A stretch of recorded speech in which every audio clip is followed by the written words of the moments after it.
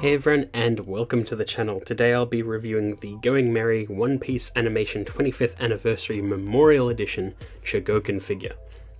Now this is technically a re-release of a previous Chogokin figure. A lot of the Chogokin line are usually posable figures made with die-cast metal, but sometimes they branch out a bit and do things like this, where it's sort of like an interactive set piece sort of thing. So this is the Going Merry as it appears in the One Piece anime, and this is the special 25th anniversary edition, which means it has like a couple different accessories than it previously did. I don't know exactly which ones are different, I just know for sure the sail is different. Everything else could very well have been in the original release as well, but they've most likely touched up the paint and things like that as well. Now this one doesn't really fit in my little display too well, so we will be jumping into the figure pretty quick. So out of the box it does come disassembled. You do need to put quite a few things together every time you swap out different parts for different display options, and for the most part this process is fine. It's just that there are a few particular areas that are needlessly hard to do, and I'm not quite sure how they intended the user to go about putting it in, but for the most part it was fine, just some oddities which we will be getting into. So out of the box it comes in a plastic clamshell as well as a styrofoam clamshell, and the styrofoam one is where it keeps a lot of the die-cast metal parts and the more delicate parts, so that's where the ship itself is as well as the sails, and then the clamshell's got a lot of the swappable parts. But taken out of the box and set up, here is the Going Merry, and it looks really nice. It's pretty damn accurate to the show. I'd say it's probably 100% accurate. It has a lot of really nice detail work on it. You can actually feel the die-cast metal in it when you pick it up, and there are several parts that you can feel the cold of the metal as you handle it. Some parts are a little bit flimsy on it, so I would err on the side of caution, but for the most part it is very solidly built and looks really good. All of the paintwork is nice. The detail work on things like Going Merry's face, the sail, the Jolly Roger on all of the small flags as well as the large flag, the small tangerines on the trees, all of it looks really nice and very screen accurate, and I do appreciate that quite a bit. Actually getting to this point is quite difficult, as all of the tense ropes that you see on the ship you need to connect yourself, and it's quite a process. Some of them are easier than others, but for the most part you sort of have to attach them in a particular order, otherwise it will not work. The instructions are all in Japanese, but even then the pictures that they give aren't super clear about like the order of operations or how much force to put in something. So one of the sails I just couldn't get a rope to fit. Like it would plug in, but as soon as I went away it would just pop out. I had to use some very fine tooth tweezers to put everything in because there are a lot of fiddly parts, but once it's all in it does look very good.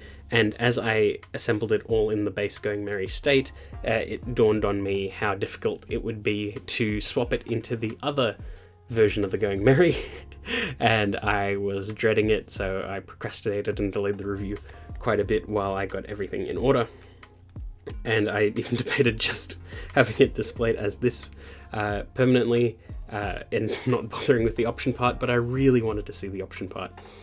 So anyway, before we get into all of that, there are a few gimmicks in the ship.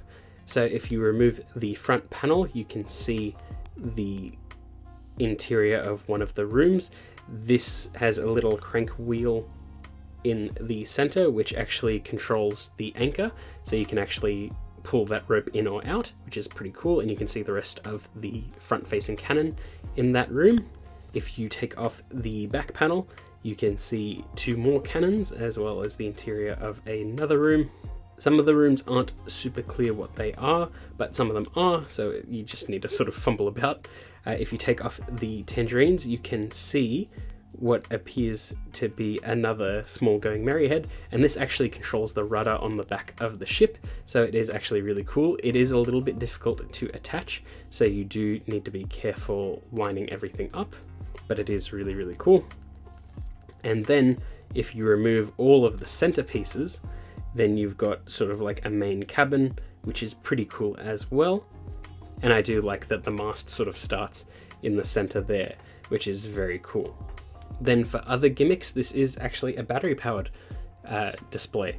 So if you put in some AAA batteries, flip a switch and turn it on, and it will play the anime opening We Are for One Piece, which is pretty cool. It is a little bit muffled because it's like, a little speaker inside this display, but it is a really, really nice touch anyway, and I do like that quite a bit.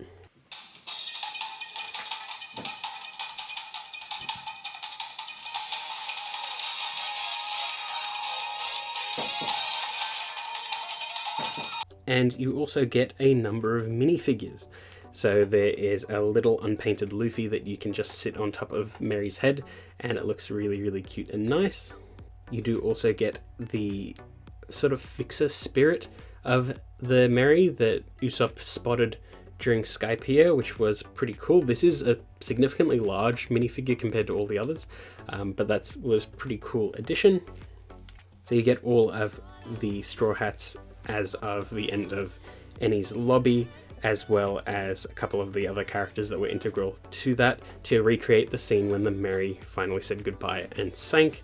And you get a little boat for Luffy as well as a long boat for everyone else, as well as sort of like guidelines for how they fit in, which side to go where, because one side of the boat is brighter than the other, and the little wave effects, there's one side that's brighter than the other because it's sort of giving off the effect of like the fire casting a bright orange light on all of the figures, as well as a shadow on the back. It's a nice little touch. I will say that whoever decided that these minifigures should be slightly rubberized as well as solid, that was really, really annoying, and some of these do not stand properly, and I didn't want to push them in all the way because they felt like they would break, but it achieves the illusion just fine. Then the other part, when you swap out all of the pieces on the Going Merry, you can recreate that final moment where half of the ship has broken off and it sinks into the ocean. Now, it is actually really cool, all of the swappable parts. So there is a repaired side of the hull. I wish that there was a normal version of this that you could display with the Going Merry in its base state, because I think it would have been nice if you could have it in that like semi-repaired state as well. There are fragmented parts of the deck that you can put on, as well as parts on the side. You can put this little like metal reinforcement around the anchor, as well as the reinforcement around Merry's head, which is a fully swappable head, to recreate its look further into the series, as well as a damaged and repaired mast, which is also a really, really cool addition. And it just really sells that whole look of Merry. There's even an angled part of the display base to make sure that this all stands up, and it's really cool. It is sad, but it is also really, really, really cool. I can see people actually displaying it like this, but I think it would work best if you had 2 of this, and it is a pricey statue. I think it was something like 30,000 yen at retail, something like that. So it is a big ask to have 2 of these.